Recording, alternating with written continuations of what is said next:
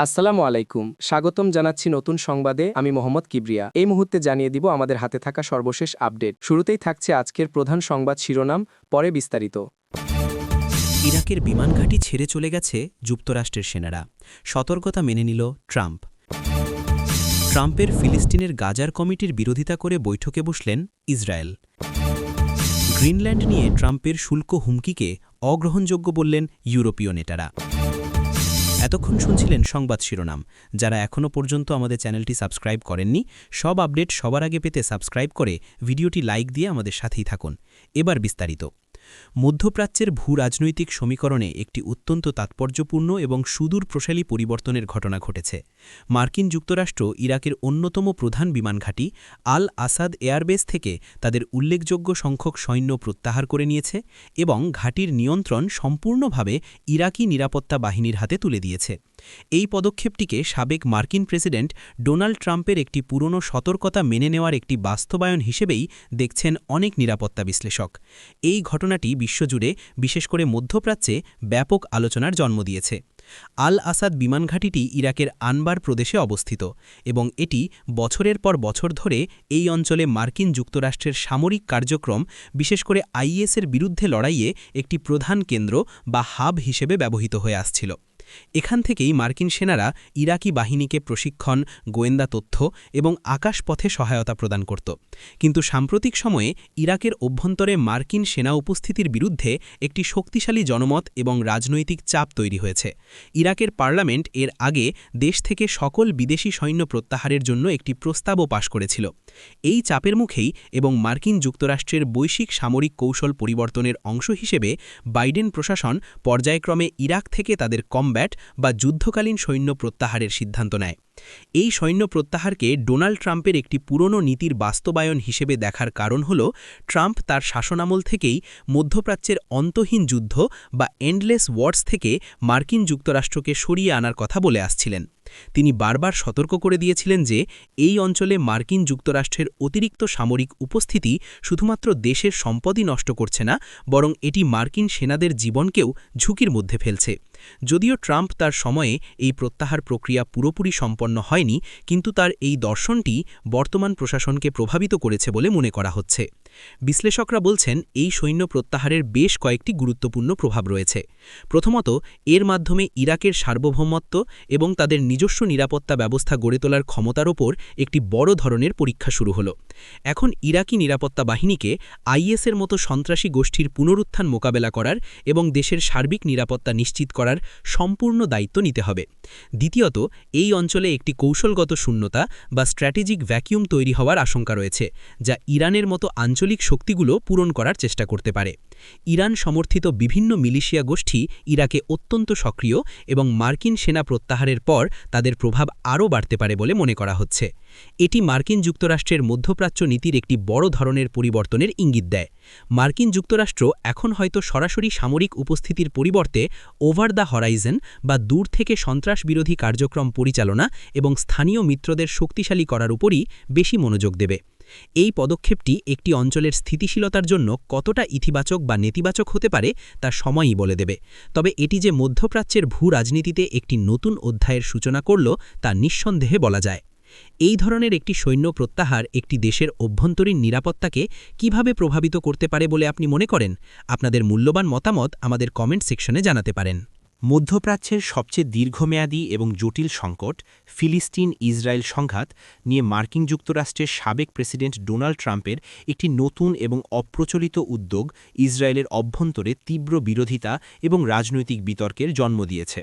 Trump সম্প্রতি ঘোষণা করেছেন যে তিনি যদি পুনরায় নির্বাচিত হন, তাহলে তিনি গাজার ভবিষ্যৎ এবং এই অঞ্চলের স্থায়ী শান্তি প্রতিষ্ঠার জন্য বোর্ড অফ পিস বা শান্তি পর্ষদ নামে একটি নতুন কমিটি গঠন করবেন, যা বিশ্বের সেরা ব্যবসায়ী এবং রিয়েল এস্টেট ডেভেলপারদের নিয়ে গঠিত হবে। এই ঘোষণার প্রতিক্রিয়ায় ইসরায়েলের প্রধানমন্ত্রী বেঞ্জামিন নেতানিয়াহুর নেতৃত্বাধীন যুদ্ধকালীন মন্ত্রিসভা একটি জরুরি বৈঠকে বসেছে এবং তারা ট্রাম্পের এই একতরফা পরিকল্পনার তীব্র বিরোধিতা করার সিদ্ধান্ত নিয়েছে। দেশের শীর্ষস্থানীয় নিউজ পোর্টাল যেমন প্রথম আলো এবং যুগান্তর তাদের আন্তর্জাতিক পাতায় এই খবরটি গুরুত্ব সহকারে প্রকাশ করেছে। ইসরায়েলি সরকারের পক্ষ থেকে জানানো হয়েছে গাজার নিরাপত্তার বিষয়টি সম্পূর্ণরূপে ইসরায়েলের নিজস্ব বিষয় এবং এর ভবিষ্যৎ নির্ধারণ করার অধিকার শুধুমাত্র ইসরায়েলি নিরাপত্তা বাহিনীরই রয়েছে। তারা স্পষ্ট করে দিয়েছে যে তারা গাজার নিরাপত্তা নিয়ন্ত্রণের দায়িত্ব কোনো আন্তর্জাতিক বা ব্যবসায়িক কমিটির হাতে তুলে দেবে না। প্রধানমন্ত্রী নেতানিয়াহু একাধিকবার বলেছেন যুদ্ধ শেষে গাজাকে অবশ্যই অসামরিকীকরণ বা ডিমিলিটারাইজ করতে হবে এবং এর নিরাপত্তা নিয়ন্ত্রণ ইসরায়েলের হাতেই থাকবে, যাতে সেখান থেকে আর কোনো দিন ইসরায়েলের উপর হামলা চালানো না যায়। ট্রাম্পের বোর্ড অফ পিসের ধারণাটি মূলত অর্থনৈতিক উন্নয়নের মাধ্যমে শান্তি প্রতিষ্ঠার একটি মডেলের উপর ভিত্তি করে তৈরি। ট্রাম্প বিশ্বাস করেন যে যদি গাজাকে একটি আধুনিক এবং সমৃদ্ধ অর্থনৈতিক অঞ্চলে পরিণত করা যায় তাহলে সেখানকার মানুষ সংঘাতের পথ থেকে সরে আসবে। কিন্তু ইসরায়েলি নিরাপত্তা বিশ্লেষকরা এই ধারণাকে একটি নাইভ বা অপরিপক্ক এবং বিপজ্জনক চিন্তা হিসেবে দেখছেন। তারা মনে করেন এই সংকটের মূল কারণ অর্থনৈতিক নয়, বরং এটি একটি গভীর রাজনৈতিক, আদর্শিক এবং ঐতিহাসিক সংঘাত।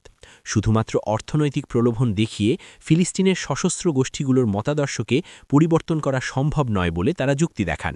তারা আরও আশঙ্কা প্রকাশ করছেন যে এই ধরনের একটি ব্যবসায়িক কমিটি গাজার নিরাপত্তা ব্যবস্থাপনার দায়িত্ব নিলে তারা হয়তো ইসরায়েলের নিরাপত্তা সংক্রান্ত উদ্বেগগুলোকে যথেষ্ট গুরুত্ব দেবে না, যার ফলে ভবিষ্যতে ইসরায়েলের নিরাপত্তা আবারও হুমকির মুখে পড়তে পারে। এই ঘটনাটি ডোনাল্ড ট্রাম্প এবং বেঞ্জামিন নেতানিয়াহুর মধ্যকার ব্যক্তিগত সম্পর্কেও একটি নতুন টানাপড়নের ইঙ্গিত দিচ্ছে। যদিও ট্রাম্পের প্রথম মেয়াদে তারা দুজন অত্যন্ত ঘনিষ্ঠ মিত্র ছিলেন, কিন্তু সাম্প্রতিক সময়ে তাদের মধ্যে বিভিন্ন বিষয়ে মতপার্থক্য তৈরি হয়েছে। ইসরায়েলের এই কঠোর বিরোধিতা প্রমাণ করে যে তারা তাদের জাতীয় নিরাপত্তার প্রশ্নে কোনো প্রকার ছাড় দিতে বা বাইরের কোনো শক্তির উপর নির্ভর করতে প্রস্তুত নয়। এখন দেখার বিষয় ট্রাম্প তার এই পরিকল্পনা নিয়ে কতটা অগ্রসর হন এবং ইসরায়েলের এই বিরোধিতার মুখে তিনি তার অবস্থানে কোনো পরিবর্তন আনেন কিনা। অর্থনৈতিক উন্নয়ন কি দীর্ঘদিনের রাজনৈতিক সংঘাতের সমাধান হতে পারে? আপনাদের মতামত কি? ইউরোপীয় ইউনিয়ন এবং মার্কিন যুক্তরাষ্ট্রের মধ্যেকার ঐতিহ্যবাহী ট্রান্স আটলান্টিক সম্পর্কে আবারও এক নতুন উত্তেজনার সৃষ্টি হয়েছে, যার কেন্দ্রে রয়েছে গ্রিনল্যান্ড এবং সাবেক মার্কিন প্রেসিডেন্ট ডোনাল্ড ট্রাম্পের একটি সম্ভাব্য বাণিজ্য হুমকি।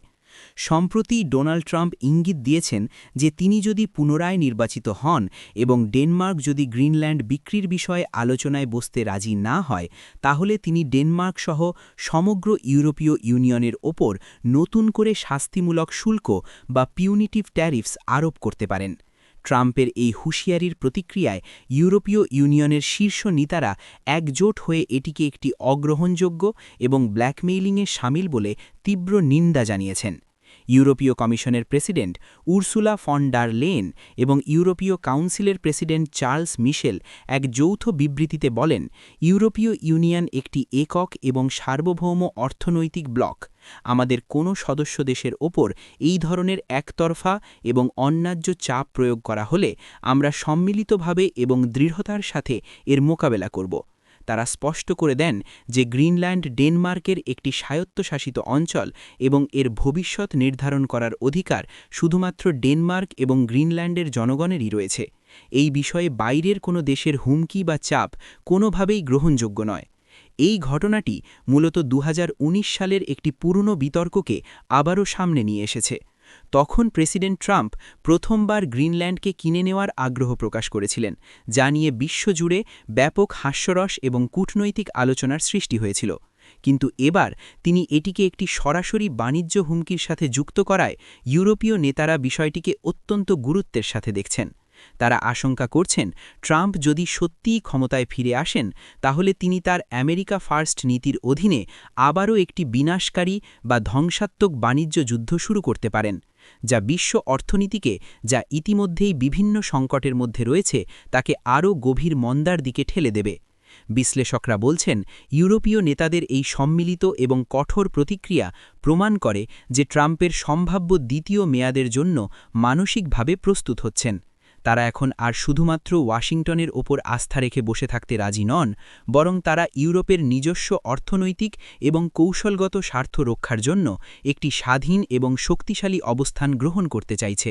এই লক্ষ্যে ইউরোপীয় ইউনিয়ন তাদের অভ্যন্তরীণ বাজারকে আরও শক্তিশালী করা, চীনের মতো অন্যান্য অর্থনৈতিক শক্তিগুলোর সাথে সম্পর্ক গভীর করা এবং বিশ্ব বাণিজ্য সংস্থার নিয়মকানুনকে আরও কার্যকরভাবে ব্যবহার করার মতো পদক্ষেপগুলো নিয়ে কাজ করছে। এই ঘটনাটি বিশ্বায়নের ভবিষ্যৎ এবং আন্তর্জাতিক বাণিজ্য ব্যবস্থার নিয়মকানুন নিয়েও একটি বড় প্রশ্ন তুলেছে। একটি দেশ কি তার অর্থনৈতিক শক্তিকে ব্যবহার করে অন্য দেশের সার্বভৌম সিদ্ধান্তের ওপর প্রভাব বিস্তার করার চেষ্টা করতে পারে?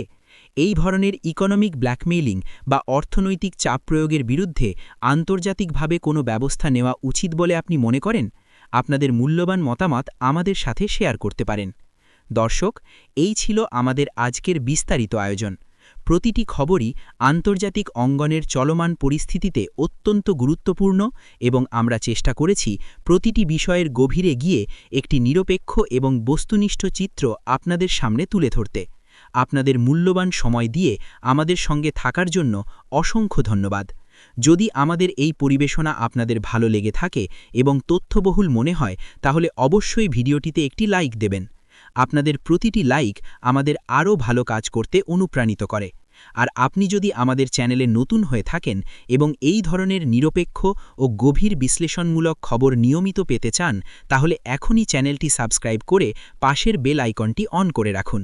এতে করে আমাদের নতুন কোনো ভিডিও আপলোড হওয়া মাত্রই আপনি সবার আগে নোটিফিকেশন পেয়ে যাবেন। ভালো থাকবেন, সুস্থ থাকবেন। দেখা হবে পরবর্তী কোনো গুরুত্বপূর্ণ আপডেট নিয়ে।